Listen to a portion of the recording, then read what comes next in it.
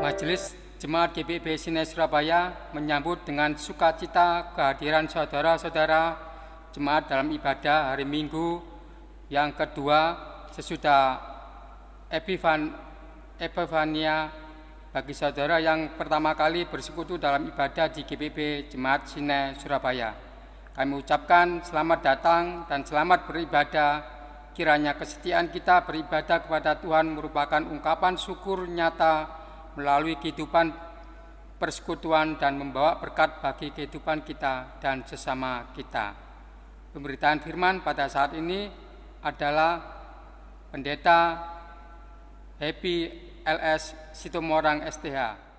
Umat Tuhan, mari berdiri menyambut kehadiran Tuhan di tengah persekutuan kita melalui firman-Nya.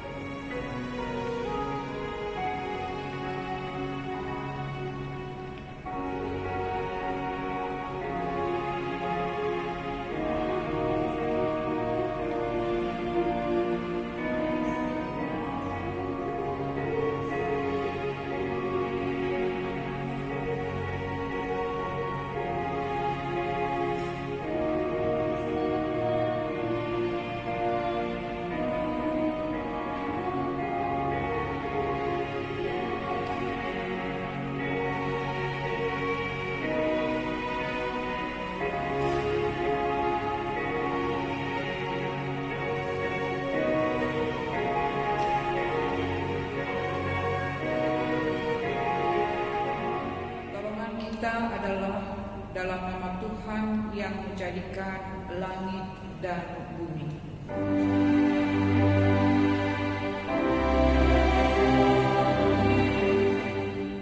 Mazmur 55 ayat 23, serahkanlah kuatirmu kepada Tuhan, maka Ia akan memelihara engkau, tidak untuk selama-lamanya dibiarkannya orang benar itu goyah. Terimalah salam, kasih karunia, rahmat dan damai sejahtera dari Allah Bapa dan Kristus Yesus Tuhan kita menyertai engkau.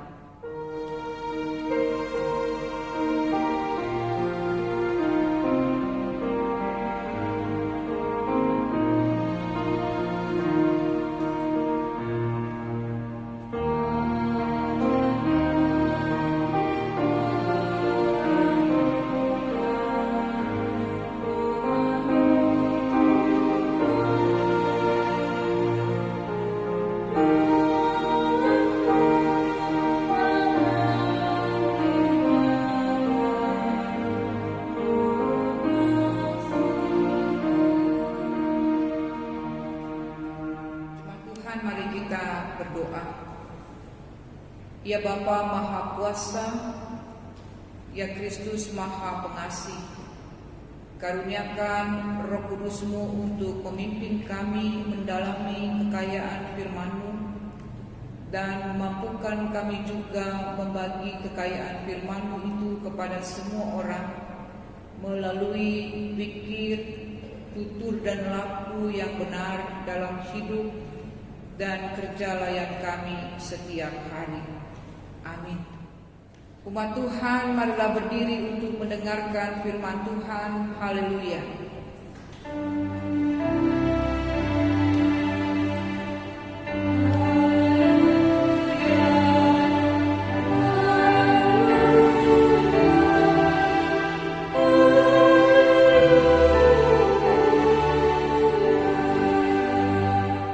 Bacaan Alkitab di hari ini terambil dari Yohanes 2 ayat 1 sampai dengan yang ke-11 yang kita bacakan sebagai berikut.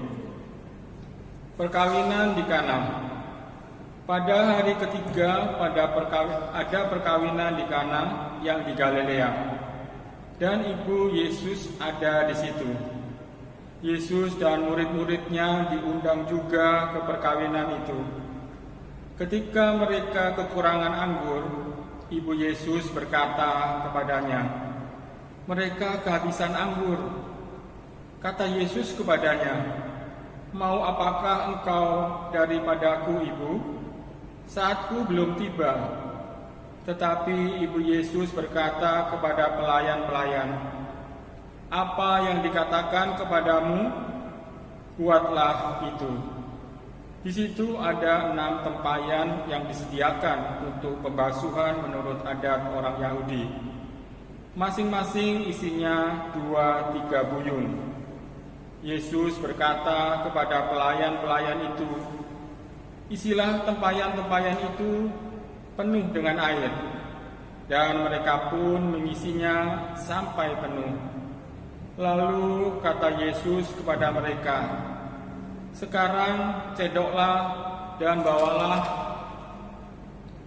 kepada pemimpin pesta." Lalu mereka pun membawanya. Setelah pemimpin pesta itu mengecap air yang telah menjadi anggur itu, dan ia tidak tahu dari mana datangnya. Tetapi pelayan-pelayan yang mencedok air itu mengetahuinya. Ia memanggil mempelai laki-laki dan berkata kepadanya, "Setiap orang menghidangkan anggur yang baik dahulu, dan sesudah orang puas minum, barulah yang kurang baik. Akan tetapi engkau menyimpan anggur yang baik sampai sekarang." Hal itu dibuat Yesus di Kana yang di Galilea sebagai yang pertama dari tanda-tandanya, dan dengan itu ia telah menyatakan kemuliaannya, dan murid-muridnya percaya kepadanya. Demikianlah firman Tuhan. Hendaklah firman Tuhan diam dengan segala kekayaannya di antara kamu, dan ucaplah syukur kepada Allah.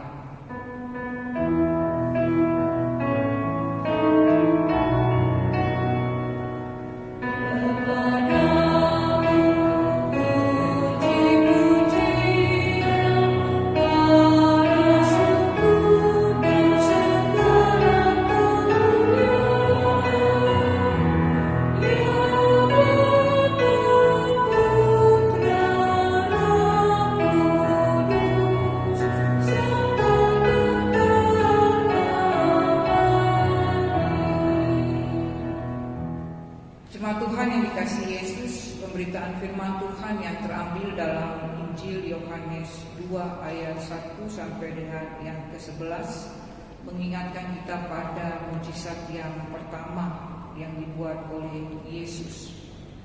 Nah, sebelum kita masuk dan melihat tentang makna mujizat itu, kita perlu juga memahami tentang Injil Yohanes ini. Bahwa Injil Yohanes ditulis sekitar tahun 70 sampai dengan 90 Masehi.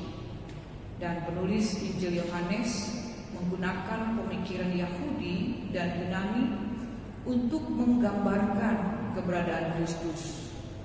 Dan peristiwa yang terjadi di Kana ini, di dalam pesta kawin, tidak terdapat di 3 Injil yang lain yang disebut sebagai Injil Sinoptik.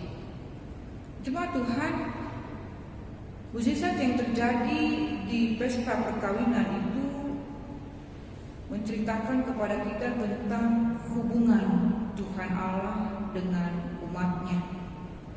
Maksud dari hubungan Allah dengan umatnya mau menjelaskan bahwa perkawinan itu adalah sesuatu yang harus dijaga kekudusannya, di mana umat Tuhan diharapkan lewat kehidupan rumah tangganya dapat memuliakan keagungan nama Tuhan.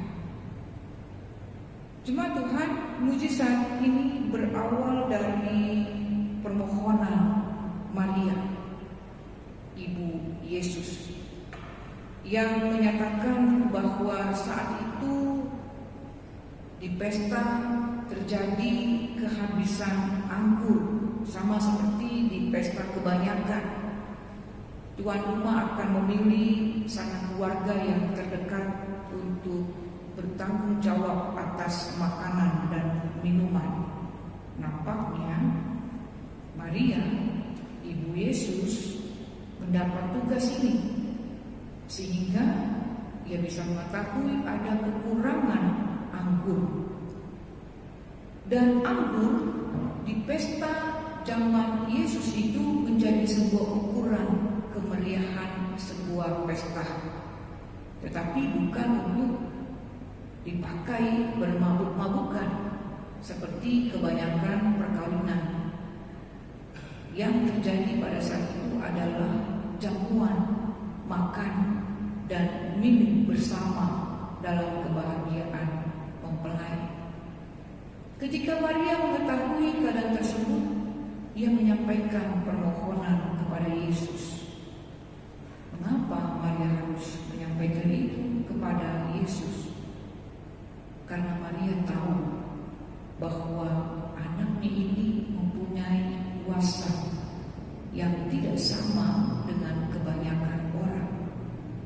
Maria tidak ragu. Ia datang kepada Yesus dan dia tahu bahwa Yesus mampu menjawab setiap persoalan yang muncul, termasuk kehabisan anggur pada waktu itu. Coba kita lihat jemaat Tuhan pada ayat yang keempat. Ayat yang keempat tentang respon Yesus atas permohonan ibunya. Dikatakan di sini, kata Yesus kepadanya, "Mau apakah engkau daripadaku, Ibu, saatku belum tiba?" Yesus katakan, saatku belum tiba. Ada yang beranggapan bahwa Yesus menolak permohonan itu karena belum tiba baginya untuk menyatakan kemesiasannya. Tetapi sebenarnya jemaat Tuhan, Yesus tidak menolak permohonan ibunya. Yesus memberikan isyarat kepada ibunya bahwa ia akan selalu melakukan apa yang menjadi kehendak Bapanya di surga. Kehendak Allah diperlihatkan dari sikap Maria yang berkata kepada para pelayan untuk mengisi 6 tempayan tempat air pembasuhan menurut adat orang Yahudi. Lalu apa yang terjadi? Ketika air itu dituangkan ke dalam 6 tempayan, Yesus tidak berbuat apa-apa terhadap air itu. Ia hanya, perhatikan di sini, ia hanya berkata kepada pelayan itu, "Sekarang cedoklah, bawalah pada pemimpin pesta." Ayat 8. Sekarang cedoklah dan bawalah kepada pemimpin pesta. Dan mereka menaati. Tidak ada komentar nanti dulu atau yang lainnya. Mereka melakukan apa seperti yang dikehendaki Yesus. Sehingga yang terjadi, air yang tadinya dituangkan ke dalam 6 tempayan itu dirasakan oleh pemimpin pesta bukan lagi air yang biasa, tetapi menjadi air anggur. Peristiwa yang terjadi itu disaksikan oleh para murid. Pemimpin pesta nggak ada yang tahu, tidak ada yang tahu orang yang hadir di pesta itu apa yang dibuat Yesus. Yang tahu adalah para pelayan, Ibu Maria, dan para murid. Dan murid-murid itu semakin dikuatkan iman percayanya. Tetapi di pihak lain, ketika ada orang Yahudi mengetahuinya, bertambahlah amarah mereka. Dan kemudian hari terjadi perlawanan orang-orang Yahudi terhadap Tuhan Yesus. Jemaat Tuhan, mari kita lihat pada tema hari ini. Berangkat dari tema hari ini, mendengarkan Kristus menjadi masa depan. Maka hendaknya kita pun sama seperti Maria dan pelayan-pelayan di pesta kawin itu. Pertama, apa yang mereka lakukan? Mereka mendengar perintah Yesus. Ayat juga dengan ayat yang ke-6, mengisi tempayan itu dengan air, mencedoknya. Kemudian ada perintah lagi yang lain, membawanya kepada para pemimpin pesta. Jadi ada beberapa kata kerja di situ yang memperlihatkan bahwa para pelayan itu tidak saja mendengar, tetapi juga melakukan. Itu terjadi karena mereka taat kepada Yesus. Nah, berangkat dari hal ini, jemaat Tuhan, dibutuhkan sikap taat untuk mendapatkan jawab atas pergumulan hidup kita. Bukan hanya menaikkan permohonan, menantikan jawaban, tetapi bagaimana kita juga harus mendengar, menaati perintah Tuhan, perkataan Allah. Disitulah kita akan merasakan bahwa Allah bekerja dan Allah akan memberikan perubahan. Perubahan apa? Ini yang kedua. Perubahan yang terjadi pada waktu itu adalah air biasa menjadi air anggur. Perubahan yang terjadi dalam diri kita juga harus terjadi dari yang tidak baik menjadi baik. Tidak menunggu dan menunda untuk menjadi lebih baik. Kalau kita bisa kerjakan saat ini menjadi lebih baik, kenapa tidak? Dan itu akan menjadi berkat untuk orang lain. Seperti anggur itu, perubahan yang terjadi, air biasa menjadi air anggur, menjadi berkat bukan saja untuk tuan yang berketempatan melaksanakan pesta kawin, tetapi untuk para tamu, mereka mendapatkan yang terbaik dalam pelayanan pada waktu itu. Dan ini menjadi harapan bagi kita bahwa kita pun bisa menjadi berkat bagi orang lain. Ini yang dimaksud dengan masa depan. Hidup kita tidak menjadi sia-sia. Hidup kita menjadi bermakna, bukan untuk saat ini, tetapi untuk selanjutnya, menjadi berkat untuk orang lain. Lewat keberadaan kita juga mengajak orang lain bagaimana memuliakan nama Tuhan. Seperti bacaan kita ini. Nah, jemaat Tuhan, terakhir, supaya tetap hidup kita berkualitas dalam iman, dalam kehidupan spiritual kita, harapannya adalah tetaplah memiliki ketaatan kepada Tuhan.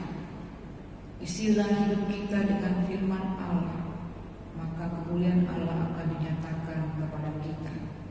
Oleh karena itu, jemaat Tuhan yang terkasih, siapkanlah dirimu untuk melakukan pekerjaan Tuhan dengan setia.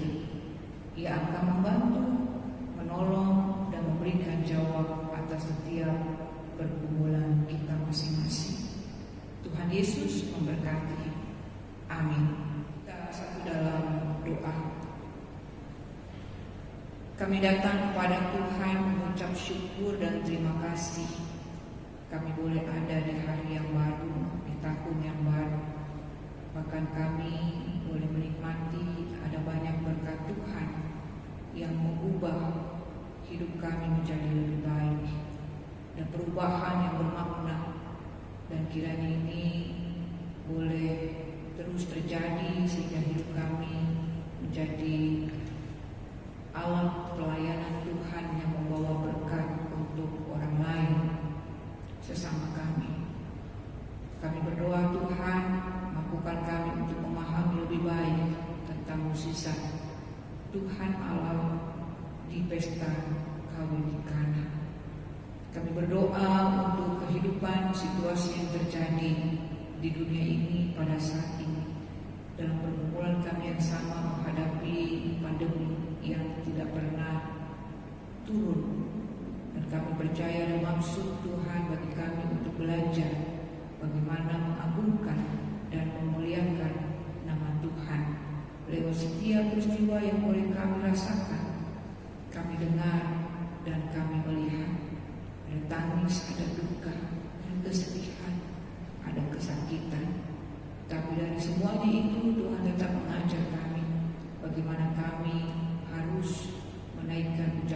syukur kepada Tuhan.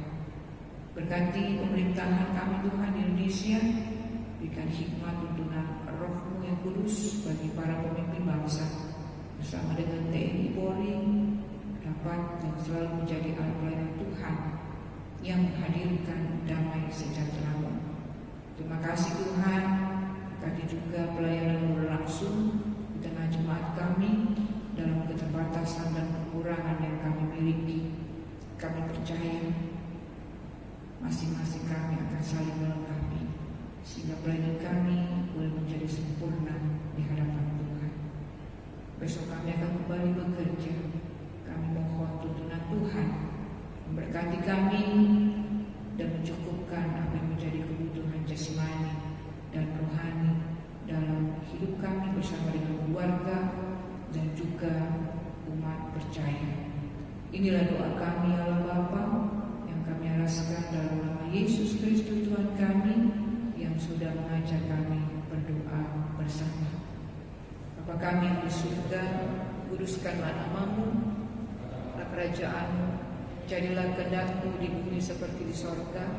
Berikanlah kami pada hari ini makanan kami yang secukupnya, dan ampunilah kami akan kesalahan kami, seperti kami juga mengampuni orang yang bersalah kepada kami. Dan janganlah bawa kami ke dalam pencobaan, tetapi lepaskanlah kami daripada yang jahat.